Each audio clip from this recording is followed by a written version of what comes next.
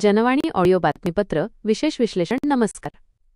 Janwani audio बातमीपत्रात आपलं स्वागत. आज आपण बोलणार आहोत एका अशा विषयावर जो थेट जोडलेला आहे आपल्या देशाच्या भवितव्याशी, आपल्या तरुण पिढीशी. जेन झीला समजून घेण्याची वेळ आली आहे, त्यांच्यावर शिक्के मारण्याची नाही. ज्यांच्या हातात मोबाईल आहे ते फक्त सोशल मीडियावर जगणारे तरुण नाहीत. ज्यांच्या मनात प्रश्न आहेत ते उद्याची व्यवस्था बदलण्याची क्षमता घेऊन उभे आहेत.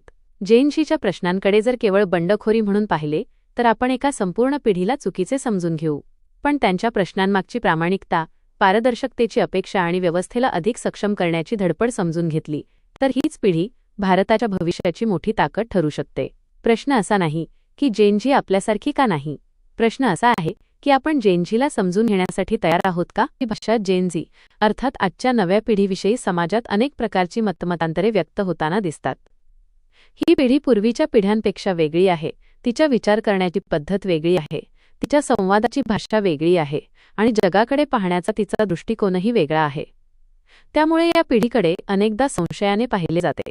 मोबाईल, सोशल मीडिया, तात्काळ प्रतिक्रिया, परंपरांबद्दल प्रश्न आणि व्यवस्थेतील त्रुटींवर थेट भाष्य करण्याची सवय यामुळे ही पिढी अस्वस्थ, उतावळी किंवा बंडखोर असल्याचे चित्र काही वेळा रंगवले जाते. मात्र सरसंघचालक मोहन भागवत यांनी जेन झीविषयी व्यक्त केलेले निरीक्षण या पारंपरिक समजुतीला वेगळे वळण देणारे आहे. ही पिढी आमच्या पिढीपेक्षाही अधिक प्रामाणिक आहे. त्यांच्यावर डोळे झाकून विश्वास ठेवायला हरकत नाही. आजचे तरुण केवळ विरोधासाठी आवाज उठवत नाहीत, व्यवस्था अधिक सक्षम करण्यासाठी प्रश्न विचारत आहेत. हा विचार केवळ तरुण पिढीचे कौतुक करणारा नाही, तर आजच्या समाजाने नव्या पिढीकडे पाहण्याची आपली दृष्टी बदलण्याची गरज अधोरेखित करणारा आहे. खरं तर प्रत्येक पिढी आपल्या आधीच्या पिढीपेक्षा काही बाबतीत वेगळी असते. पूर्वीच्या पिढ्यांनी ज्या परिस्थितीत जीवन जगले त्या परिस्थितीपेक्षा आजचे जग पूर्णपणे बदलले आहे. माहितीचा वेग, तंत्रज्ञानाची उपलब्धता, जगभरातील घटनांशी क्षणार्धात जोडले जाणे आणि प्रत्येक विषयावर मत व्यक्त करण्याचे स्वातंत्र्य या सगळ्यामुळे आजचा तरुण पूर्वीपेक्षा अधिक प्रश्न विचारतो. पण प्रश्न विचारणे म्हणजे बंडखोरी नव्हे. प्रश्न विचारणे म्हणजे व्यवस्थेवर अविश्वास असणेही नव्हे. उलट अनेक वेळा प्रश्न विचारण्यामागे व्यवस्था अधिक चांगली व्हावी, समाज अधिक न्याय्य व्हावा आणि देश अधिक सक्षम व्हावा अशीच अपेक्षा असते. एखादा तरुण सरकारी व्यवस्थेतील त्रुटीवर प्रश्न विचारतो, एखाद्या निर्णयाच्या परिणामांबद्दल शंका उपस्थित करतो, शिक्षण व्यवस्थेतील कमतरता दाखवतो किंवा सामाजिक रूढींचे परीक्षण करतो, तेव्हा त्याला लगेच विरोधक ठरवणे हा सोपा मार्ग आहे. पण त्याच्या प्रश्नामागील भावना समजून घेणे हा अधिक जबाबदार मार्ग आहे. लोकशाहीमध्ये प्रश्न विचारणारा नागरिक ही अडचण नसतो, तर तो लोकशाहीचा महत्त्वाचा आधार असतो. प्रश्न विचारले गेले नाहीत तर व्यवस्थेला स्वतःच्या त्रुटींची जाणीव कशी होणार, समाजातील बदलांची गरज कोण दाखवणार आणि नव्या कल्पनांना संधी कशी मिळणार. म्हणूनच आजच्या तरुणांच्या प्रश्नांकडे केवळ टीका म्हणून पाहण्याऐवजी त्यामध्ये सुधारण्याची संधी शोधण्याची गरज आहे. जेन झीचे आणखी एक वैशिष्ट्य म्हणजे ती माहितीच्या प्रचंड प्रवाहात वाढलेली पिढी आहे. पूर्वी एखाद्या विषयाची माहिती मिळवण्यासाठी पुस्तक, वर्तमानपत्र, शिक्षक किंवा जाणकार व्यक्ती यांच्यावर अवलंबून राहावे लागत असे. आज एका क्लिकवर जगातील विविध स्रोतांमधून माहिती उपलब्ध होते. त्यामुळे असे आहे म्हणून असेच आहे हा युक्तिवाद आजच्या तरुणाला सहज मान्य होत नाही. तो विचारतो का, कसे, त्याचा परिणाम काय. यामध्ये चुकीचे प्रश्नही असू शकतात, चुकीची माहितीही असू शकते आणि काही वेळा सोशल मीडियाच्या प्रभावामुळे गैरसमजही निर्माण होऊ शकतात. पण त्यावर उपाय म्हणजे तरुणांच्या प्रश्नांना दाबणे नव्हे तर त्यांच्याशी संवाद साधणे होय. विश्वास आणि संवाद हे एकमेकांचे पर्याय नाहीत. उलट विश्वास टिकवण्यासाठी संवाद आवश्यक असतो. तरुणांवर विश्वास ठेवायचा म्हणजे त्यांच्या प्रत्येक मताशी सहमत व्हायचे असे नाही.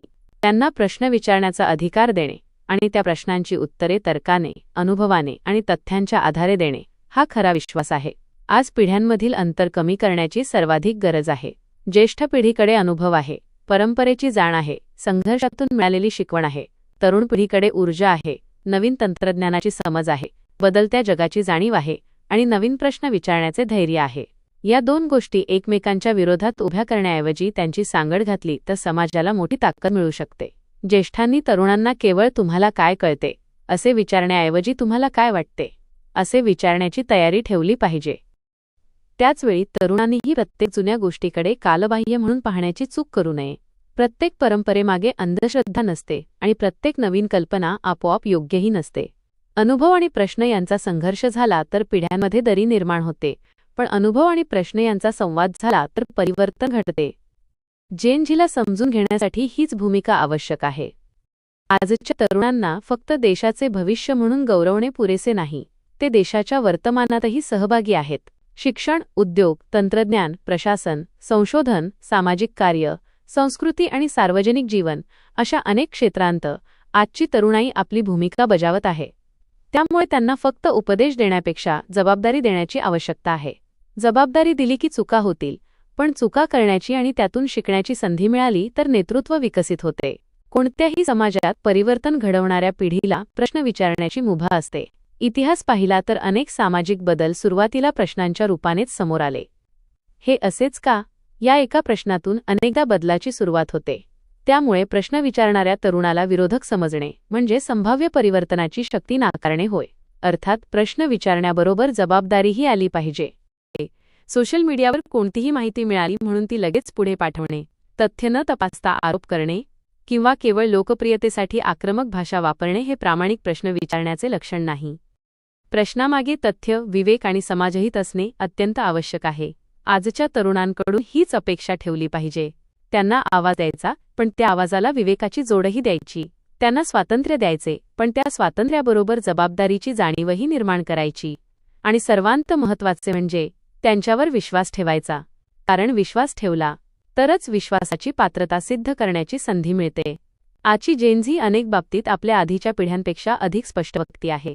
तिला दिखावा कमी आणि प्रामाणिकपणा अधिक हवा आहे. तिला प्रश्नांची उत्तरे हवी आहेत, केवळ आदेश नकोत. तिला सहभाग हवा आहे, केवळ प्रेक्षकाची भूमिका नको. ही मानसिकता योग्य दिशेने विकसित केली तर ती समाजासाठी एक मोठी शक्ती ठरू शकते. म्हणूनच आज गरज आहे ती तरुण पिढीला घाबरण्याची नव्हे, तर तिला समजून घेण्याची. तिच्या प्रश्नांना विरोध म्हणून न पाहता त्यामागील अपेक्षा समजून घेण्याची आणि तिच्या चुका दाखवताना तिच्या क्षमतेवर पूर्ण विश्वास ठेवण्याची. कारण प्रश्न विचारणारा प्रत्येक तरुण व्यवस्था मोडण्यासाठी उभा असतोच असे नाही. कदाचित तोच व्यवस्था अधिक सक्षम करण्यासाठी दार ठोठावत असतो. त्या दारावर कुलूप लावण्याऐवजी ते उघडले पाहिजे. संवादाची जागा निर्माण केली पाहिजे. अनुभव आणि नव्या विचारांची सांगड घातली पाहिजे. कारण उद्याचा भारत केवळ तरुणांच्या हातात नाही, तरुणांच्या प्रश्नांना आज आपण कसे उत्तर देतो यावरही त्या भारताचे स्वरूप ठरणार आहे. जेनझीला केवळ नवी पिढी म्हणून पाहण्यापेक्षा तिला देशाच्या परिवर्तनातील भागीदार म्हणून स्वीकारण्याची वेळ आली आहे. प्रश्न विचारणारी ही पिढी जर प्रामाणिकपणे, विवेकाने आणि राष्ट्रहिताच्या भावनेने पुढे आली तर तिच्या प्रश्नांमध्येच उद्याच्या सक्षम भारताची उत्तरे दडलेली असतील. Girish Bhosale, media house, Janvani audio.